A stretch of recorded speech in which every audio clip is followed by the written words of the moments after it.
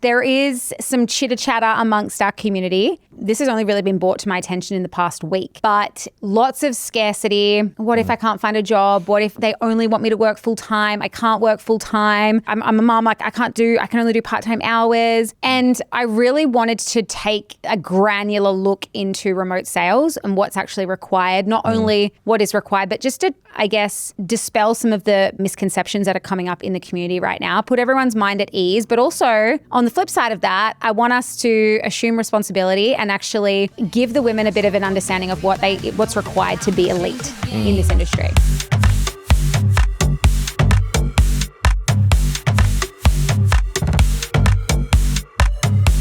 Wait.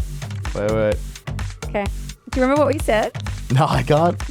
Wow, you're really struggling with that. Yeah, all my nails. Cheers. To some nostalgia, hey? 2 sales chats.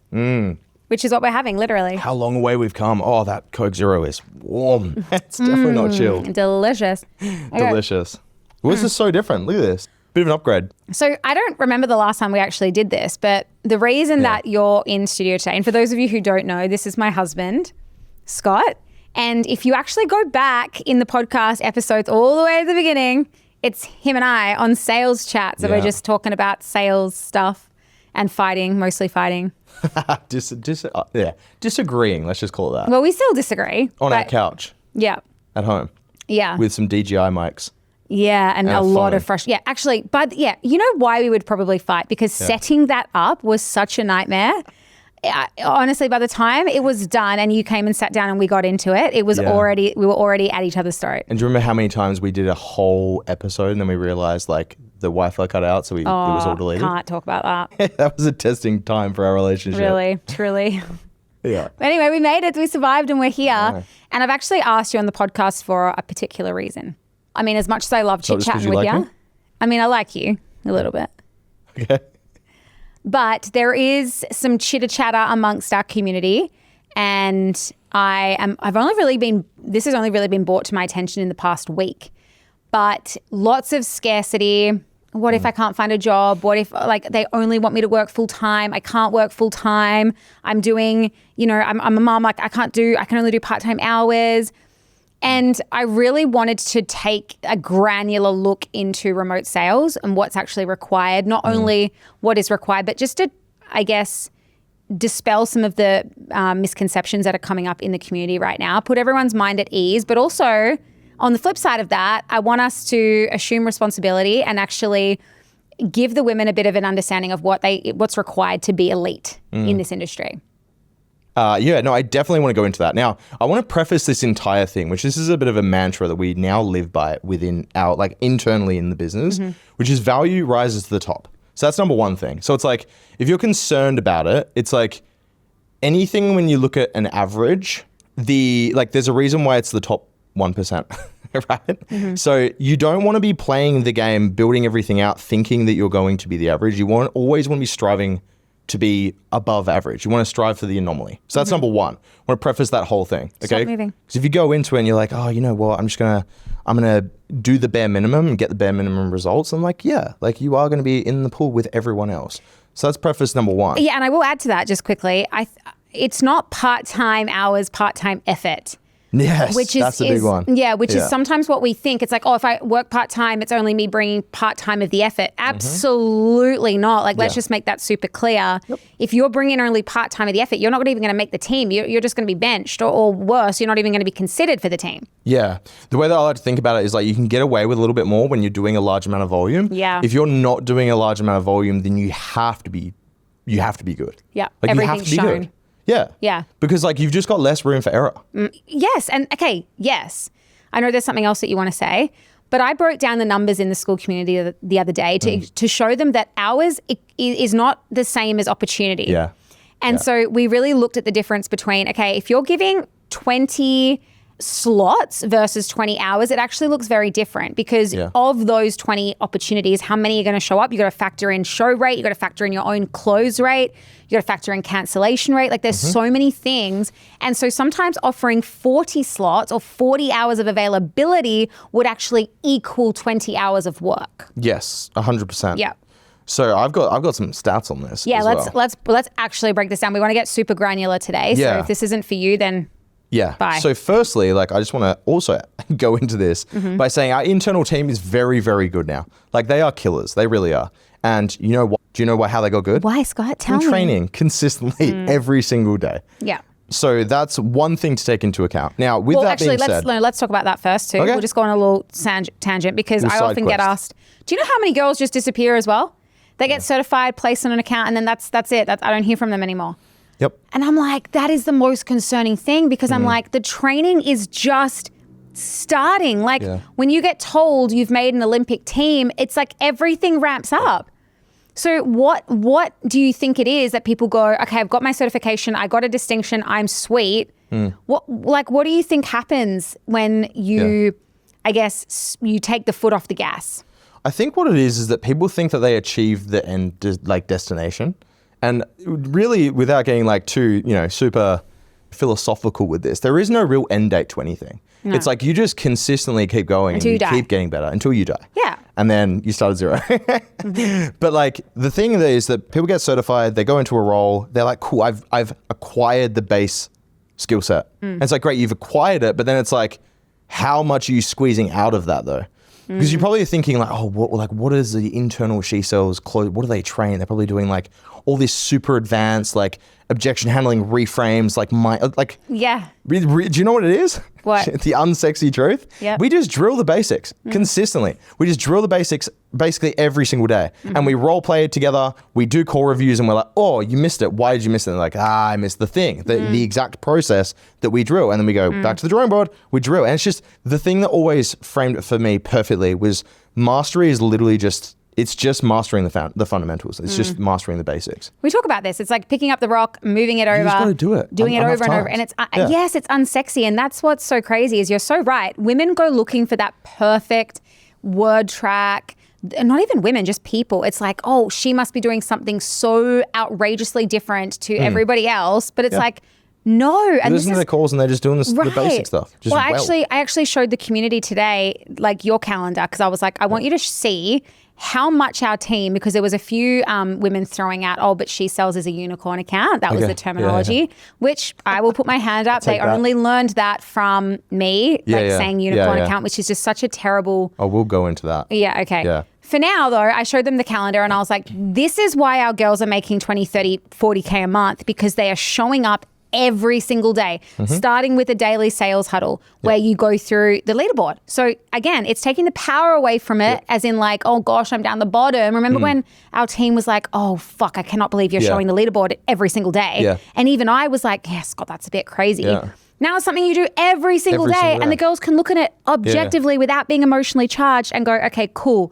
Look what's possible. Yeah. Look what they're showing me it can be achieved. Okay, where do I need to step up and change? I'll walk you through this because this is actually a big shift for me as well. So like, obviously being the head of sales within She Sells, there was like a belief system of mine was like, look, I want to find the best women. That was a thing. It was like, when we find the best women, we'll find the best from external from She Sells, and within She Sells, we'll find the best. And then there was a real big shift for me when it was like, rather than just having to look and hope and pray that we find the best person, it was like, let's just create them ourselves. So then we started to be like, well, what does that actually look like? And one session a week is just not enough. And them kind of going through an entire week where they could have, 20, 30 calls a week, but they don't have a systematic approach of what they're doing, too much time has passed. And then you're just like, okay, next Tuesday we're going to meet up. But there's like 30 calls have happened. It's like, it really does need to be like, 3 calls, 5 calls, review. Did the change happen? Did it work? Did it not? And then find the next thing. So speed to implementation, right? Yeah, exactly right. So I was like, how short can we make that process? And like, what's a reasonable amount to train, right? Yeah. So start of the year, we made a big change. We do exactly like what you said. We have our start of day huddle. The reason why I like this as well is my value on team culture is gone through the roof. Like culture is everything. Everything. It really is. Even like culture and attitude within a sales rep. Now that I know that we can create and manufacture 12s and 13s, not just like 8s, 9s and 10s. culture and attitude, you can't, it has to be there. It's something And that one comes, bag ed can just literally 100%. change that, which we exactly. saw as well. Yeah. But it's like, it just breeds momentum as well. So that start of day huddle it's literally that. It's like, we just jump on, it's like butt slaps, high fives.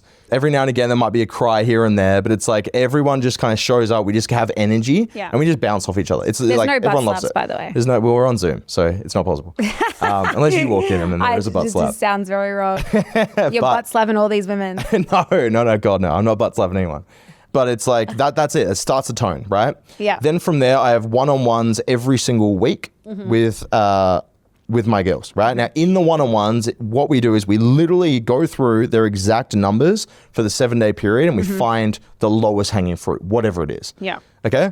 Then I will be like, this is the one thing that you are doing for the next 7 days. Like, this is the one thing. Now, in conjunction with that, we have daily training sessions where we go through call reviews, role plays, everything else. And usually there will be a pattern within all the one-on-ones that we will all be like, okay, guys, we all fucked up. Partner objections, whatever it is. Yep. And that becomes like the theme almost for the week. Yep. And then, not done there, then we also have an end of day huddle as well, where we literally go in and we're like, hey, what were our intentions for the day that we set in the morning? How did we go? Did we execute? This was my one task that I needed to work on. I did do it or I didn't do it. And that alone is just, so we started that this year. Basically when everyone went back to work. So it was like the 5th of January or whatever. Yep. So 2 of the girls, who it's their second month, they have doubled their close rate. One has doubled their close rate. The other one's got probably, I think it's like a 7 or 8% lift. One of our season closers has literally doubled her close rate. We had two closers, I think, over 50%. And this isn't like I took 2 calls and I closed 1. No, this is like, no, we're going to break down the numbers. This is our top producer in terms of cash collected had a close rate of 51%. And then basically there was only 2 that were below 30. It was bang on 29, which is like, that's our threshold. Everyone was 40s, 50s, and even a 60 as well. So it's like immediate return on this training. But this is the thing. The reason why I'm saying this is because like, these are like, I've made it. Like I'm in She Sells, like, boom, like I can stop training now. It's like, no, this is literally where the training actually begins. The training ramps up. Yes, because now it's like, it's game day. Like you're not just like in the gym, like you're not training anymore. You're actually on the field running. So you show up and you train every single day. Yeah. So it's what makes people elite. I don't get where that stops. It's like you've climbed the mountain, yes, but it's the smallest mountain of the remaining. Yeah. You know what I mean? You've conquered the first. Now we move on to the second, and it's harder and it's bigger and it's going to require more from you. But you're going to conquer that too. But you're not if you just stop showing up. Yeah. It's 100%. like, but I've been doing follow up and I've been doing this, and I'm like, cool. Is that getting your result? No, it's not. Okay. Yeah. Why would you prioritize that over coming to training, especially informed training? Because once they start utilizing the tools, perhaps they have a manager who's reviewing the calls. Maybe they don't, so they have to review their own calls. But as soon as you identify the bottleneck, it's like, cool, okay, I need to go to those training sessions. Yeah. I need to make sure that I'm refining that part of my process. And you know what the craziest thing is as well? Like the amount of times, and I see this in my internal team as well, but also with our clients, is they're like, I did the thing and like it just didn't work, whatever. And I'm like, okay, sweet. And like my default now is like, cool, let's watch it. That's just default. Yeah. Because I can't tell you the amount of times we've watched the first like 15 seconds. I'm like, boom, you did it wrong. And they're like, oh, you're right. And it's like in their head, they think that they had done the thing. So but when you actually watch it, it's like the reality is you didn't. So once again, it's just the fundamentals. It's just the basics. It's very rare that I will review a call and I'll be like, wow, you literally crushed this. And like, but you still didn't get the result. It's quite rare. It will happen, but it's super rare. We're humans, right? So we're always going to look for shortcuts. We're always going to look for things like that. So if we're tying it back to the lifting the rock and moving it over analogy, it's like the difference of you bending down properly with correct form and not doing that. And so, of course, your back's hurting, right? And you'll be like, oh, I tried that thing you said, but it didn't work. And it's like, well, hang on, actually, you didn't do the correct form to properly execute that. And that's now why you've got a sore back and you didn't get the outcome that you want. Yeah. So it's like, I hear this all the time with consequence. Women seem to run into a thing with consequence. Yeah. And again, in their head, they're like, I asked him that, Brooke. I did that, Brooke. And you've just given me a good little thing. I'm going to be like, okay, well, show me. Let's go. Let's role play. Let's see what you did. Yeah. Because you're absolutely right. The moment that I watch it or I do a core review, I'm like, So you absolutely evident. butchered Yeah, consequence. What do you mean you did it? Okay, well done. You asked the question. Yeah. You asked it with, gosh, make me believe you want to know the answer to that. There was just no conviction. There was no calm certainty. You were like shaking as you asked it. It's like, of course you didn't get the outcome that you wanted. Yeah. This is why I love the fact that like, so for our like more elite girls now, we've got them access to the AI core review because like that does do a good job of just like, because it's super aggressive, like it's very objective and it's like it won't hold back on giving you feedback. So it would just be like, you didn't do consequence or like you did it and it was terrible. And it's like, oh, okay. And it just like puts them on the spot to then go and core review themselves. Because it's never going to be a replacement, but like it's just a really good way for them to like clearly see what they've missed. Well, exactly, because I mean, it grades you, right? So you can see areas that you got way lower marks. And so everyone's like 4 on a consequence. Oh, if 4 out of 10. If that. It is seriously consequence. And so it But let's go into hours, right? Because you're probably thinking like, oh, gee, Scott, like I can't spend my entire life. Yeah, I can't spend my entire life training. I get it. I'm not a professional athlete, etc. Let's just go through some of these. So this is the internal team and the hours worked, right? For the unicorn account. So here we go. One of our closers just cracked her 20K. So shout out. So she 55 hours of sales. This is for the month. Yeah. Okay. So 55 calls. 55 hours. So it's actually like 30 minutes for a call, but we tack on another 30 minutes for a bit of back and forth, like going through logistics. Financing, all that kind of stuff. Working or not working, follow-ups, all that stuff. So let's just say an hour, right? So it's 55 hours. It's 8 hours of meetings. Crazy for the month. Training hours, 10 hours. 10 hours of training for the month. Okay? That's, even though we're like training continues, it's like 10 hours for the month. He's getting these results. Yes, exactly right. That's not on top of, because this is Jess. Yep. If we can say it's Jess. Jess will, she jumps into my sessions still. I see her in core review sessions. I see her in sometimes tonality. Like she will jump in where she can because she knows how much training lifts her. Yeah, the sky's the limit for Jess. Well, even Sky as well. Sky was like, I watch your recordings all the time and I take away so many good golden nuggets. So we don't know what they're doing in their own time with training. 100%. And then from there, so total hours for the month was 93 hours. Now, all right, let's pull out Matt, my calculator. Let's put this into context, right? How many hours is a general 9 to 5? Yep, so 40 hours. So hang on. It's 38 hours, right? Legally. So 38 hours a week. It's 152 a month. 152 hours a month. And we've done, this closer's done 93. 93. So there's a 63-hour difference there. That's a whole week. Yes. That's more than a week. Yep. And bear in mind, Jess is working. That's 2 weeks. That's literally 2 weeks. So she's working full time. Right? Quote unquote full time. She's working full time. She's a full time. You would call her a full time closer. Okay. But this is the reality of what like full time closing actually looks like. And this is also not just her working, guys. This is her in putting in like meetings. This is her putting in trainings, other admin hours as well. It's all in there. Okay. So like it's the upper edge. Next one. Now this is one of our newer girls. Let's go. So this, and do you want to know her hourly rate, by the way? Oh yeah. Let's go Jess's hourly rate. $171 an hour. Pretty crazy. That's insane. When you think about that, it's crazy. It's more than now, this is this is our new closer second month. For this month, 59 calls. This is another full-timer. 59 calls. She's made 10K in comms. So 59 hours worked, 7 hours of meeting, 8.5 hours in team training. Other hours, she's got 15 in there, so that's like admin, things like that. So total hours of 89.5. It's less than Jess. Yeah, it's less than Jess, yeah. Which puts her at a whopping $110.29 per hour.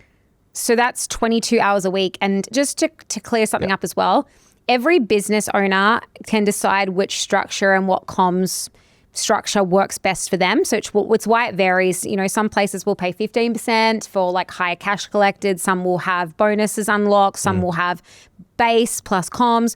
We actually ran into an issue last year where we had so many closers doing commission only, which is like giving us 20 hours a week, which as you all know now, based on that numbers, 20 hours a week actually only looks like, sub 50 amount of calls for the month. So Scott was managing like over 20 closes. Yeah, it was like 18 on the sales team at one point. And that's just not sustainable. It's not sustainable for the growth of the business. It's not sustainable for keeping good culture. Like Scott's mental health, like it just wasn't sustainable. So we do have the girl that you just read. She's on a different structure. She's on a full-time base and then we pay commissions on top of that. Now, please, can you let everyone know, does this particular closer have the same ability to earn 20, 30K a month? 100%. So we have so we definitely learned from that lesson. Yeah. And the thing that I always wanted to have was I didn't want to have a big team. Not, yes, obviously logistically and it requires a lot for me, whatever. But the big thing is that there's a big pie that's spread very small across everyone. So I was like, well, I want a really small, tight-knit team where everyone just works normal hours, right? But also so they can all make a fuck ton of money. Because I would rather have less mouths to feed for that one pie. In that process, that's why we've now started this hiring process. Now, with that being said, okay, we have heavily incentivized, so we have a very good bonus structure in place that heavily incentivizes people for working beyond a certain point. So it's when you hit X amount of cash collected, which is kind of baseline that we kind of need everyone at before we start having the conversation of well, you're not producing. Then it it scales. You'll jump up 50K, massive increase in percentage from everything that you collected prior. So the way that I explain it to the closers on the team is you kind of grind until you get to a certain amount of cash collected, and then it's like a hockey stick. Wow. So get that done and then cash in at the end. Yeah. And again, it's not always about you. You know me, I'm a for the people. I am literally do nothing but defend closers until the cows come home. But at some point, especially now that I'm hearing this chatter and I'm just seeing a real lack of understanding of what it actually requires for a business to be successful, it's not always about you. Sometimes decisions are made within a business for the best interest of the business.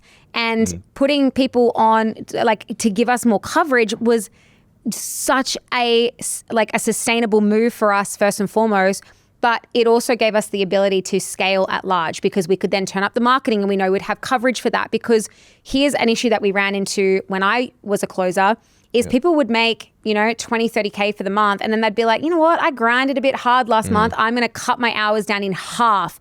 Now, that's such a selfish move because yes, you have the ability to do so. And I'm not talking about if you need to do that, right? If someone in the family gets sick or whatever, that's out of your control. But when a closer just decides, I might take some time off now, that literally can fuck everything for a business. Yeah. We can't just bring on someone quickly enough to cover those missed hours that now you're no longer doing. So there's just something you just have to sometimes see, and this is what we always say as well, see why decisions are made through the lens of the business owner. It's going to give you so much more understanding of why decisions are made in the way that they are. 100%. You don't understand if 50% of the available slots just get wiped in a week. Yeah.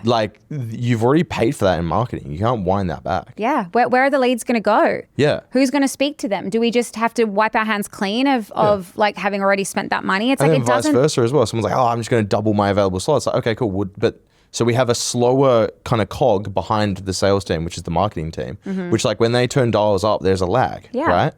So it's just understanding this stuff, I think, from a closer's perspective. And we always we're trying to do a very good job of equipping them with this base understanding of how the businesses work so they can go in there and kind of have a deep understanding of it. But it can be easy to forget. Oh, totally. And that's the thing. I am 1000% stepping up and taking ownership of the fact that we're not properly equipping our girls with this kind of information. This is just not known. And it's because I really probably haven't spoken about it properly. Yeah. Maybe in some sessions we've dabbled in it, but there's definitely not been a consistent flow of me educating them about the insides of an online business. Yeah, well, I didn't know. Yeah. When you're a closer, there was just this black box that just spat out leads. And I was always like, okay. Yeah, just wake up. Just give me more. Yeah. I don't want to work as much. You just don't really know. I had no idea. Yeah. Until I, really started to, obviously now we need to. Yeah. It changes it. Give us because we had and we now have another 30K earner, I believe. Yep. Let's do a breakdown of her numbers. Because again, I know people are like, well, you said I can do 20K in 20 hours. Well, let's see what 30K requires. Yeah. And this is the thing as well. So this is very realistic for them to achieve now. And this is the conversation because we've had 2 30K earners now, a lot of 20K earners. Consistent and I have the exact same conversation with them after that as I'm approaching the end of their big month. And it's congratulations, you've done it. Though what really dictates how good you are and how much wealth you're going to be able to build is how consistently you can achieve their standard. Because the worst part is that, and I've seen it so many times and I've fallen into this trap myself. Me too. It's like you have a big month and you're like, yeah, you're at such a high, I made it. And then suddenly your next month is like whoosh, in the absolute gutter. Either because like, you know, you're like, oh, I'm burnt out, or you work less, whatever it is. And then if you give actually yourself permission. You give yourself permission. You look across a 6-month period, even 12-month period, it's like, oh, I kind of just made a normal amount of money because I was like high, low, high, low, high, low. Whereas you're so much better if you just like, consistent. Yeah, it's just consistently at that 70%. Like you will make so much more. If you're making 30K a month consistently across like a 2 or 3 year time period, like you are setting your, okay, assuming that you do sensible things with that money, but you are setting yourself up for life. Yeah. It's crazy if you, so like this is a good thing for everyone to do. So go on ChatGPT and ask for like the highest like percentages or whatever in terms of earning capacity. Now, obviously, if you go worldwide, it really skews because like there's a lot of countries that are not as affluent. Though if you even just go in the United States or even just in Australia and you put in like that you're earning 20K a month or whatever, it puts you in like a ridiculous percentile. Like it's rare. It really is rare. And people that like kind of come in, they probably think it's super normal, but it really isn't. Yeah. Like it's not normal for a person to come into an industry in their second month and be on like close to about it's like 150, probably 180K that like for the year. Yeah, you have to do your run rate, right? So after every month it tells you no, it's not normal. Like people work in an industry for 10 years to be able to make that potentially. And they got to wait for promotions and things like that. So like the second month to be on a run rate like that is abnormal. So anyway, now that we've got that context, be appreciative. Yeah, but just like take a step back and just realize like, oh shit, when you actually do that, it's so eye-opening. Like it's not normal to be making $284 an hour. Like it's not normal. It's really not. I actually had to realign one of my, another woman, she's on a different account. She hit 8,900 for her first month and of being on a new account. And she was like, like it's not really what I expected. And I'm like, how many hours did you do that? She's like, oh, maybe like 40 for the month. I was like, that's 12 hours a week. Yeah. Who in their right mind can sit back and be like, I'm not happy with that? Yeah. Are you joking? I know. So like, and we also then can assume that if you did double the amount of hours, you would have made double the amount of money. Now, yes, there's caveats to that. If the lead flow wasn't there or whatever, yes, okay, cool, we can have that conversation. But I just think sometimes you really do have to zoom out and you have to be like, wow, in order for me, because I did a post on this where I was like, what other professions would you have to work to earn 8,900 and doing how many hours? Do you know what came up? What? Corporate lawyers. Okay. And they typically do, and this is like mid-range, so it's not like high, but like mid-range lawyers, they would have to do between, it said 70 to 90 hours to achieve 8,900 for the month. Yeah, lawyers do huge hours. Some GPs. Yeah. There was like analysts, there was like corporate managers. I'm like, these are all like, these take years to get into these roles. not only years, but like the hours. Like I don't think people realize like 120K extra. Like when did logic fly out the window? Like that's when I get to the point where I get frustrated because I'm like, when did we come into these seats of entitlement? Yeah. It was like a couple of months ago that you were driving to work every day, an hour there, an hour home, working, coming home and just barely scraping by. Yet we come in and we get 8,900 from that and that's not enough. Yeah, I know. Yeah, that's a good point to bring up, right? So whenever I feel like I'm falling into that sense where it's like, oh, woe is me, things are difficult, things are hard, I take a step back and I look and I'm like, I'm sitting at a very nice desk in an air-conditioned room on a laptop. It's like, it's not that bad. And then I'll always think back, this is not long ago, it's only a few years ago. It's like there was a time where I was working 13-hour days, underground. 3 kilometers underground in 38-degree heat with 100% humidity at 3 o'clock in the morning. That was my reality.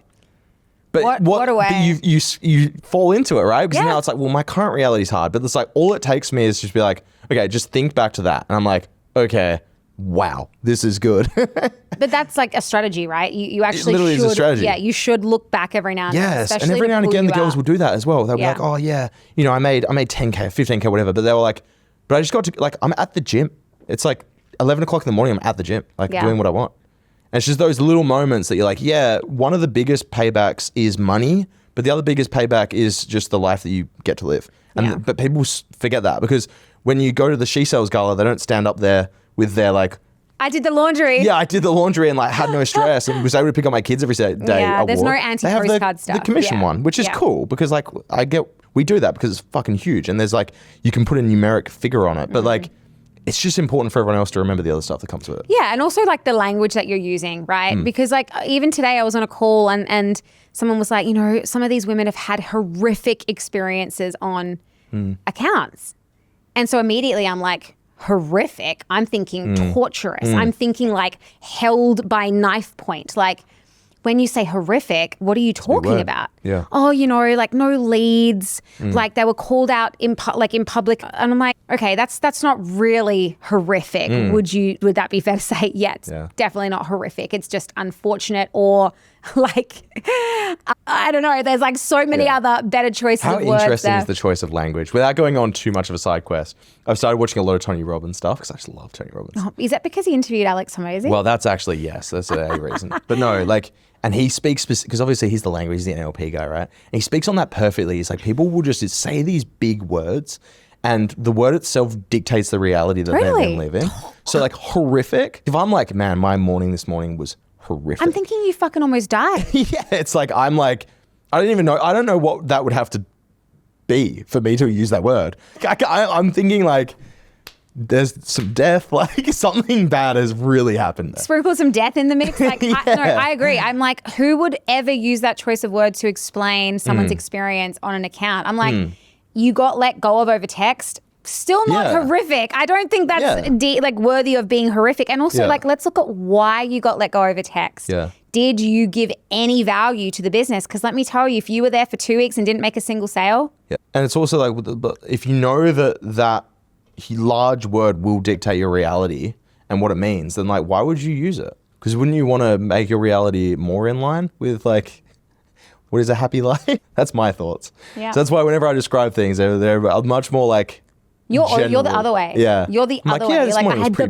best day. And I am too. I'm like, this is the best normal day, pork bun I've ever had. And you're like, I've heard you say that so many times. Yeah, the amount of best meals that Brooke has ever eaten. Best dining experience ever. It's crazy.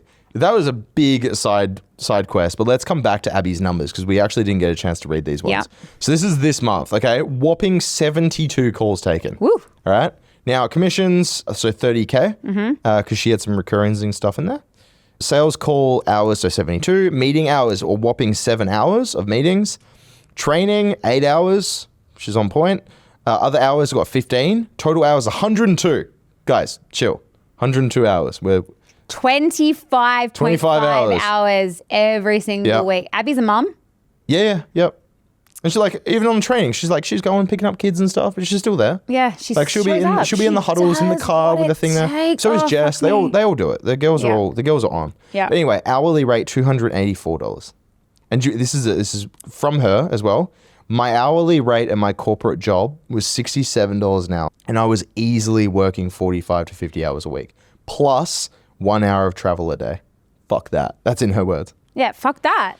This is what I mean. Like, this is what we were just speaking about zooming out, looking back and being like, because I've had to have some really tough conversations over the past week where it's like, okay, you're having a shitty run. Let's acknowledge that. Now, what are we going to do about it? Are you going to go back? No. I'm like, is going back on that train going to get you the life that you want? No, it's definitely not. And I'm like, okay. So we know that's fact. Like, if closest thing to fact is that. Yeah. So what are you going to do then? Are you going to continue to like howl and moan and whinge about how hard it is? Or are you going to do something about it? Yeah. And it came back down to like me having to explain the whole Stephen Bartlett thing. Like, is it hard or does it suck? Yeah. It's like, what can you actually take control of? And if you can't, then you quit and you move on. We don't quit fast enough in things. Like, we don't quit relationships. We don't quit jobs. We hold on to things for so long, even when they're not serving us. And what's so great about remote sales is because you are commission only, you're almost forced to make decisions faster. Yeah. You can't wait around for 6 months and just being like, well, they keep saying it's going to improve. Yeah. That's 6 months of you making no money. Because there's no like safety net. Right. Yep. Do you remember? Yeah. The last time we did a podcast together, I was like the most stressed out I've ever been. Like I was like literally that managing. Year was intense. Oh, it really was. That year was intense, yeah. I was like still closing. It was horrific. It wasn't even horrific. Looking back, it was just tough. It was tough. Really tough. We it had was some really horrific tough. moments, but it was tough. Yeah. You and ours relationship. But do you remember how like I remember going to, it was David, my brother's birthday, and we went to Ahmed and we're playing that game where you pulled out cards and one of the cards was like, say something, give feedback to one person that they might not know that might hurt other people's feelings or something like that. Oh, yeah. And my brother looked at me and he was like, when I'm speaking to you, like for this whole past year, he's like, I feel like you're not even there. Yeah. And he was like, your eyes just glaze over. And I had caught myself in a moment just then where I was like, wow, I'm fully listening to you and I'm actually engaged in this conversation. I remember when we used to do podcasts and I would literally be sitting there rolling my eyes being like, all right, where's it my turn? Where's it my turn? Where's it my turn? That compelling. Yeah. But it just shows you what stress can do to you, right? Like now I feel like we're actually having a really good engaged conversation and we're like. This is just normal like dinner table chat for us, really, isn't it? Really. Yep. Yeah, but that was a tough time. A challenging time. So I asked myself, does it suck or is it hard? And guess what? It was both. Yeah. That brings up another thing as well, because like the unicorn account. Right? Oh, yes. So before we wrap up. This is, oh man. Okay, can we just talk about quickly where this term was coined? Okay, yeah. Okay. Now, would it be fair to say that every industry evolves over time? Okay. So when remote sales first boomed back in it's probably around 2018. Yeah. Yeah, it was like really starting to become like that's when Sales Sniper started and all of that, right? There was no industry standard. Yeah. There was none because everyone was just like, oh, I'm doing online coaching, I'm doing online programs, and I need I have someone who can sell this for me because I can't do it all. Commissions were at like 18%, sometimes higher. That's what companies were paying because again, they didn't know any different. There was nothing to go against. And unfortunately, a lot of those companies are now. We had some and this is a bit of a red flag for people actually, like companies that was like 50% commission. It's like, I don't know, like what kind of fulfillment is on the back of that if they're giving away 50, that's wild, right? No, but not only that, like does anyone have any idea of how much it actually costs to acquire? That's what Like that means. To think that they can give that much away, you've really got to, you got to be conscious of that. Like every part of someone's, every part of someone's 8.5K is literally given. How much gets left for the company? Like not even in the thousands, I don't think. No, it is. We've worked a lot on that. Okay. Though. We've managed to get the number up a lot. Okay. But that's through a lot of hard work. But this is what I wanted to pivot into as well, because it's in what you were saying. So it's like when adversity is faced, there's two things you can do. You can quit or you can get better, correct? That's it. Yeah. It's like there's two outcomes. So it's like, which one is going to put you in a bad position? Once you choose that, you just burn the bridge behind you and do nothing but the decision.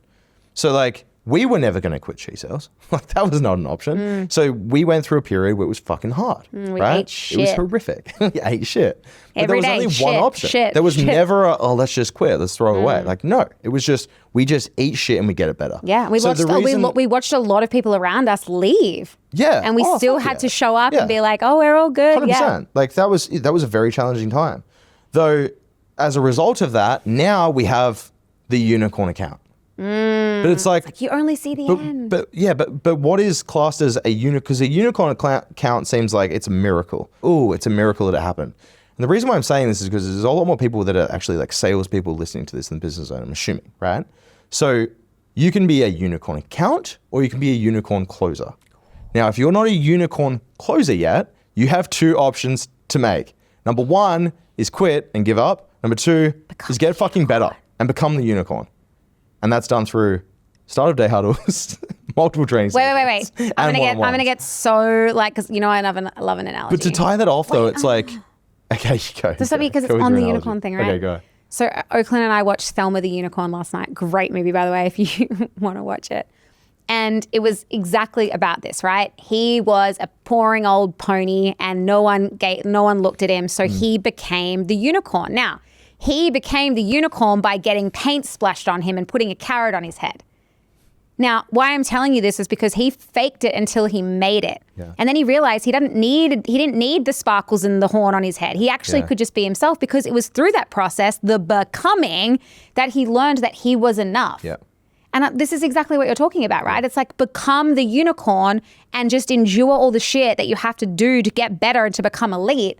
But then you'll realize that you are the unicorn, not the account. Yeah, and just to like really put a bow on that puppy, that word become, right? It's become. Yes. He became the unicorn. Mm-hmm. So people forget that.